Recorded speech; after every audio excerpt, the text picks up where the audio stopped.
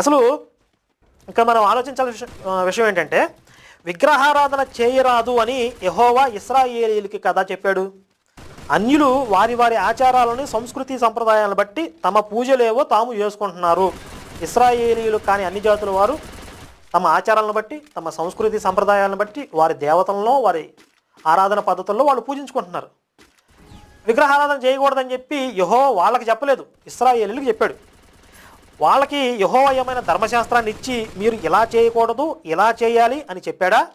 అన్ని జాతుల వాళ్ళకి చెప్పలేదు కదా. లేదు కదా.